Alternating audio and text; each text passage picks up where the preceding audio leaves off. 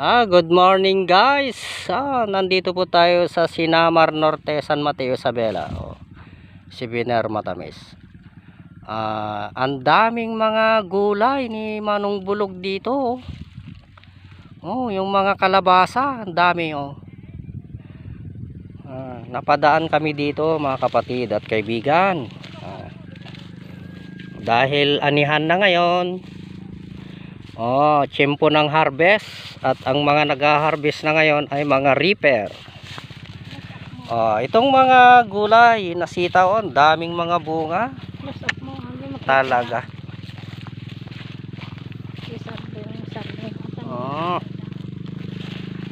Daming mga sitaw talaga. Dating daanan to, hindi madaanan, masukal na damo ito noon. Yan. Si Mami Junisha naman to, kasama ko. Hello. Namasyal kami dito sa bukid. Kasi papalipan kami. Ang sasakyan po namin ayun. Yun, nandun. Papariper yung aking kapatid. Nakita namin itong gulayan ni Bulog. Kaya napasyalan po namin. Ang ganda po kasi. Ang ganda talaga.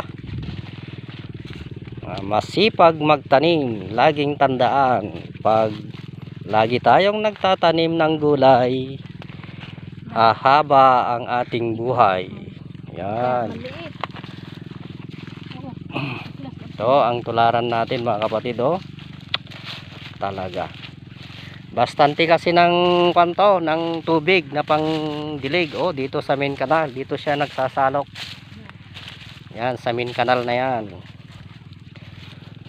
Ito lang ang pinakamaraming gulay na nadaanan namin. Kaya dapat nating tularan.